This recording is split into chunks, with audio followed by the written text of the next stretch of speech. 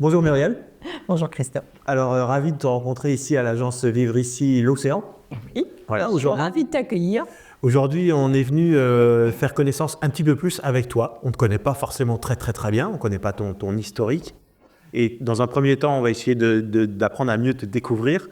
Puis dans un deuxième temps, on va essayer de voir un petit peu la relation que tu entretiens avec la marque Vivre ici depuis plusieurs années.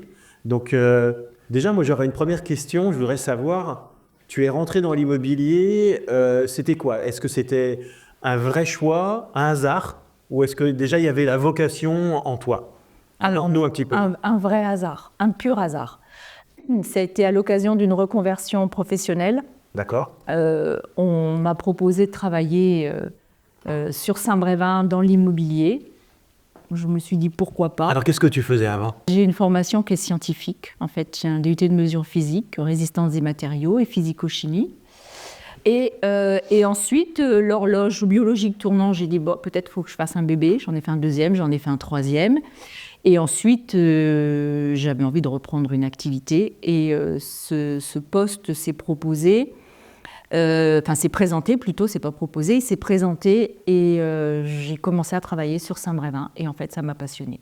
Ça répondait à énormément d'aspirations. C'est-à-dire qu'à la fois, je travaillais proche de mon domicile, dans un secteur qui était plutôt naturel, j'aurais jamais travaillé en ville. Et j'avais du commercial, ce qui m'allait très bien, du relationnel, j'aime beaucoup ça. Et tout ça a fait que ça me faisait un équilibre en fait, à la fois affectif, émotionnel, enrichissant au niveau intellectuel.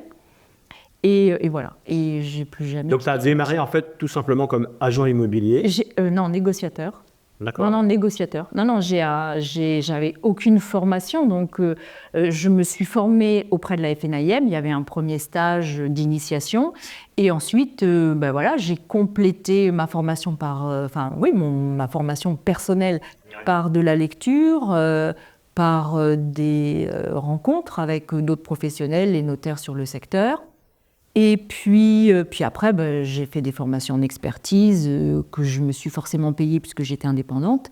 Et puis l'horloge, toujours, hein, ça c'est une question dans ma vie, ça, le temps qui passe. J'aspirais à évoluer, puisque au bout de 25 ans de négociateur, non pas que je maîtrisais tout, mais j'avais fait quand même le tour du métier, qu'il n'était pas question que je déménage. Et donc, j'avais envie d'avoir une entreprise. Et là, à 50 ans, ça commence à être tard. Pour avoir une entreprise, il me fallait soit un BTS, soit une licence. Donc, j'ai passé un BTS en validation des acquis de l'expérience. D'accord. Donc, en 8 mois. Et puis l'opportunité d'acheter Barito Immobilier, là, s'est présentée. Et voilà, j'ai acheté l'agence. Et je suis super contente. Alors, c'est un peu compliqué quelquefois, c'est pas facile tous les jours, parce que le métier, la théorie du métier, je l'ai. Après, il y a toute la pratique, toute la partie gestion du personnel, gestion d'une entreprise. Là, je suis en autodidacte. Alors, j'allais y venir un petit peu sur ces thématiques-là. C'est en fait quand on devient gérant comme ça à 50 ans. Ouais. C'est vrai, c'est même à 52, donc on peut dire c'est tard, ou c'est peut-être pas trop tard, je sais pas. En tout cas, moi je trouve que c'est tard, mais comme je suis petite, j'ai jamais trouvé que j'étais grande. Hein, c'est intelligent comme propos. Non, mais j'ai pas vu le temps passer. Je n'avais pas l'impression d'être vieille. Et donc, une fois que tu as endossé cette casquette de gérante, y a des défis qui se sont présentés devant toi. Là, c'était le tourbillon. Donc aujourd'hui, tu as encore des défis à relever. C'est quoi tes... Il y a des défis qui sont d'ordre conjoncturel. Oui. Là, clairement. Et en tant que gérante, je dirais plus sur la partie de la gestion d'une entreprise. Ouais, probablement le côté managérial très commercial qu'il faut que je construise parce que j'ai des freins qui sont liés à quelques expériences professionnelles sur le management commercial. Je ne voudrais pas rentrer dans des clichés au niveau de l'activité. Et en même temps, moi, je suis plutôt sur la fin que sur le début. Donc, il y aurait une somme de choses que j'aurais à mettre en place et à apprendre que je n'aurais pas le temps de faire, ça, clairement. En fait, C'est plus ça qui est un peu compliqué au niveau de mon expérience et du développement, des défis dont tu parlais que j'aurais relevés. Autant ce défi d'avoir repris Barito Immobilier, de l'avoir fait évoluer, d'avoir ouvert une deuxième structure, tu l'as relevé ce défi. Ouais, mais Alors c'est quoi tes qualités justement, tes qualités pour réussir? Je sais pas. C'est avoir l'envie. C'est bon. Bah, j'imagine, j'ai pas que des défauts. Ouais. J'imagine, après, je sais pas, c'est l'envie. L'envie de faire quelque chose. On parlera tout à l'heure du réseau, ce que tu l'as évoqué. J'avais pas mis ces mots-là dans l'explication, mais je l'ai entendu de confrères. Et en fait, l'envie de faire, l'envie de partager des choses avec une équipe, parce que tout seul, à un moment donné, tu t'ennuies avec toi-même. Les qualités, faut pas se décourager. Chaque jour, Motivation. Oui, ouais. On peut mettre la motivation constante. Oui, puis il ne faut pas qu'il y ait du découragement. Au-delà de la motivation, on peut être motivé, mais se décourager, on se relève. En fait, de toute façon, la vie est faite que de chutes et de relèvement. Donc tu as une force. En tout cas, celle-là, je l'ai. Voilà. Donc celle-là, je l'ai. Ça y est, on a touché ce qui te caractérise.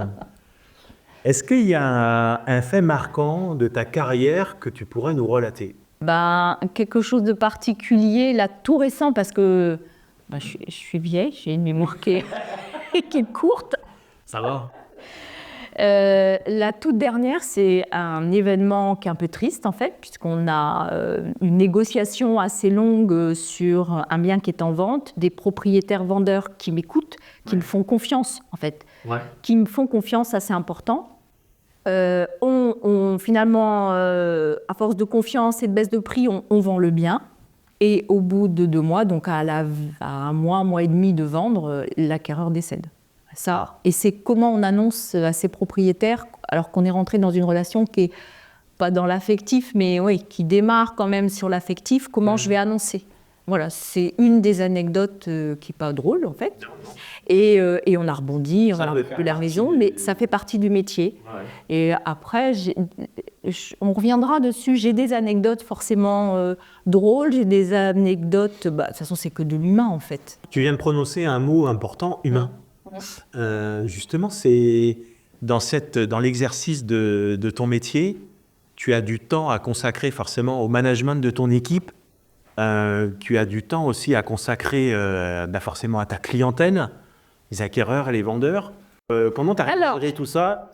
Ton équipe, tes clients, ta famille? Pas toujours très bien, mais tant pis, la vie n'est pas parfaite. J'ai des enfants, mais ils sont plus chez moi. Oui. C'est l'avantage d'avoir pris un peu de bouteille. Non pas qu'on est sous, mais voilà. C'est que les enfants sont plus à la maison. Et mon mari est négligé. Entre guillemets. Le beau. Non, mais sans plein, quelquefois, quand même. Oui, parce que les premières années, j'ai travaillé, pas non-stop, mais pas loin, pour un gros investissement de la personne. En plus, disons que, en fait, ce qui m'a...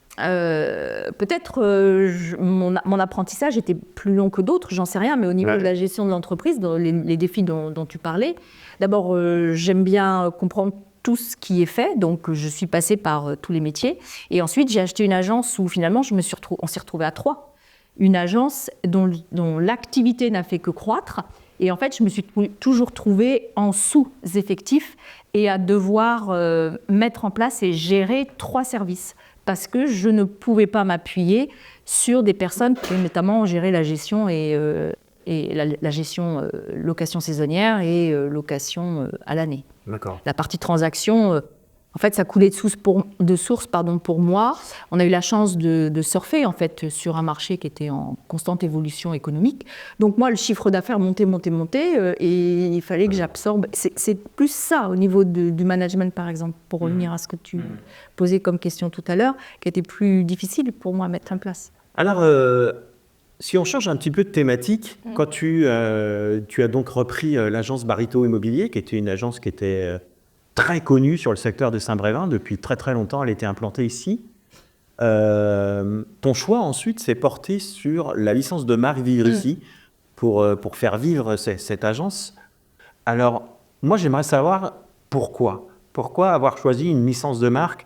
Tu aurais peut-être pu prendre une grande franchise nationale, tu aurais pu rester totalement indépendante. Alors, le choix d'une franchise ne m'a jamais effleuré. J'ai un trait de caractère qui est je suis très indépendante. J'essaie d'être la plus autonome possible.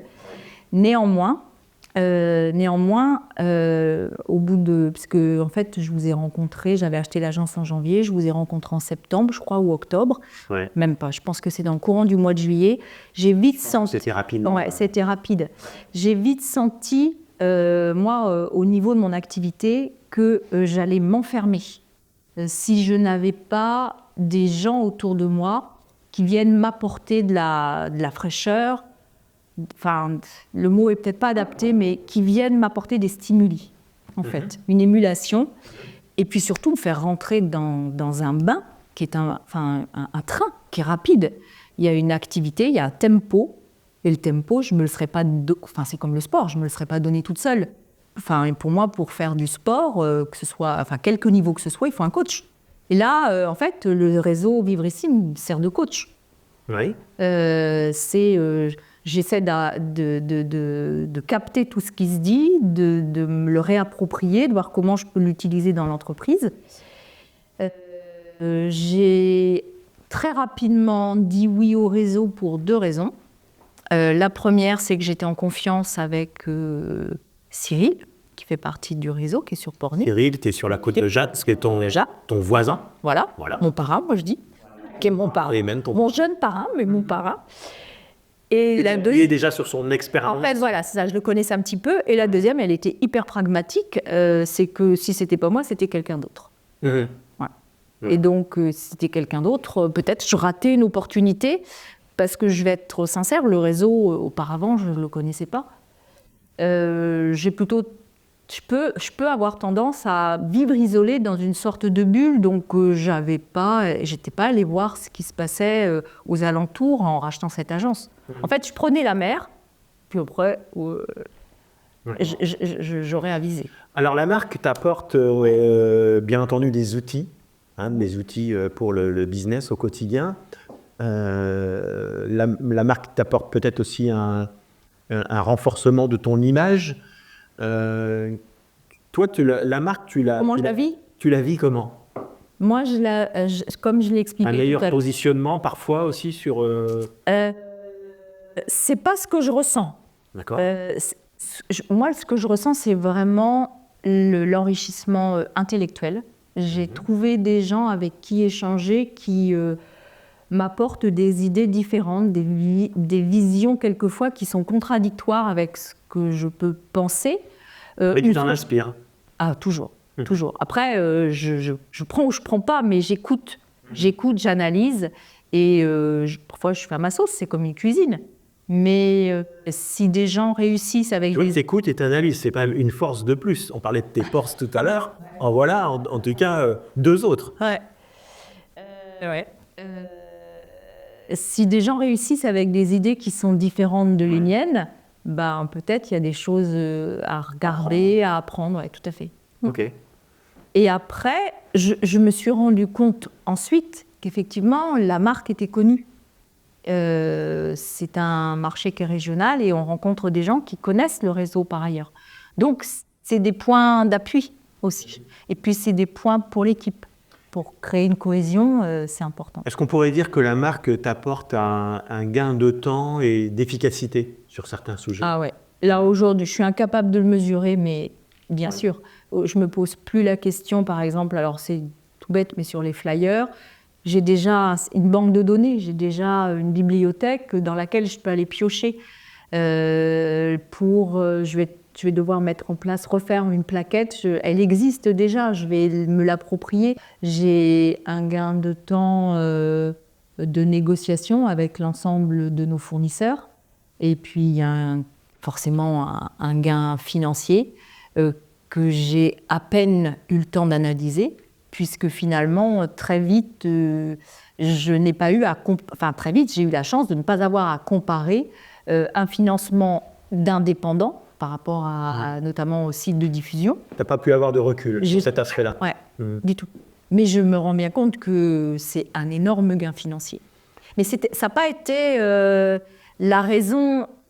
C'est un hasard encore. C'est un moment de décision, c'est un choix que je ne regrette pas du tout.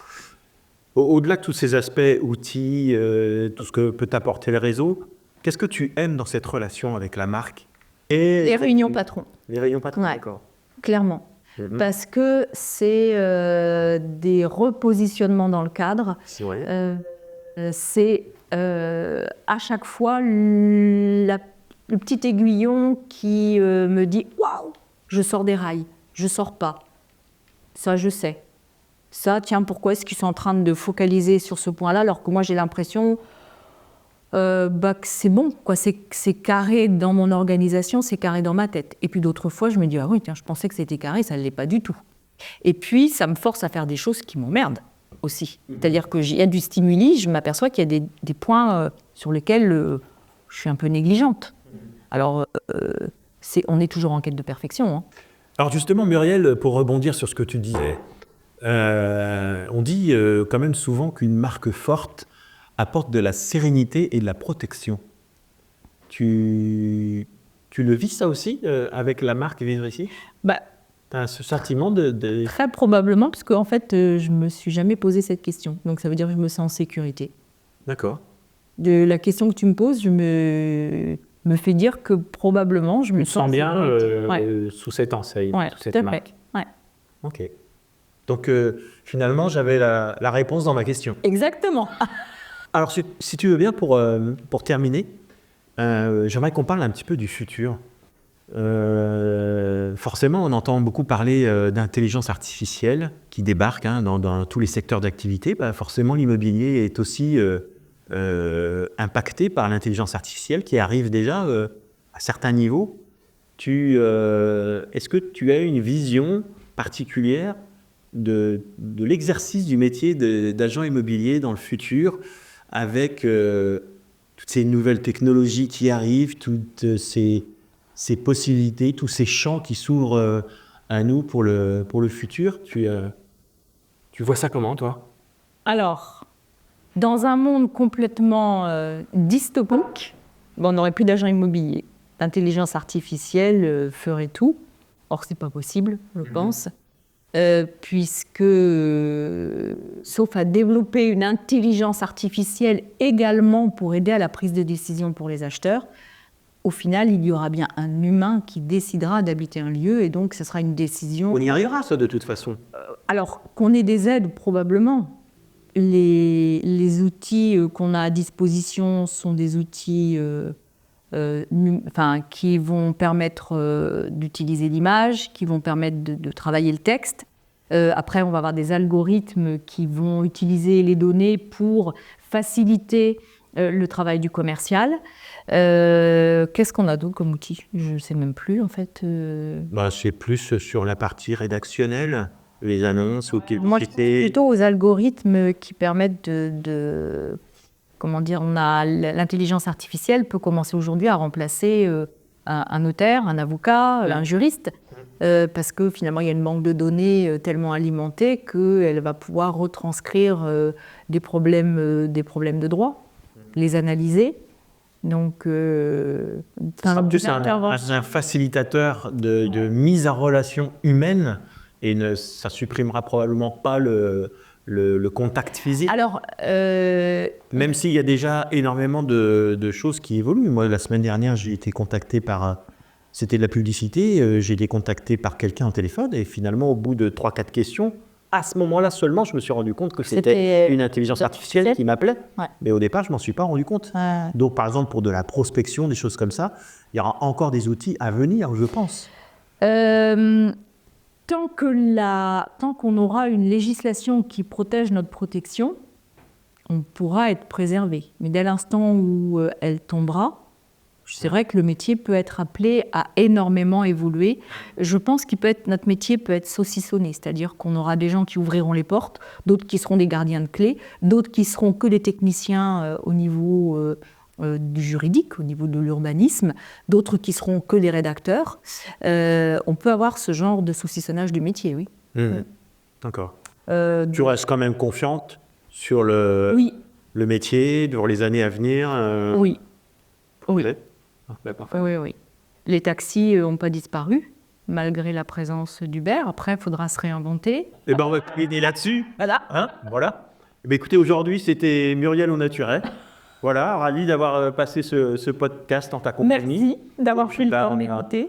À bientôt, et puis de belles affaires pour l'année prochaine qui arrivent rapidement. Voilà, il faut se motiver. Ouais.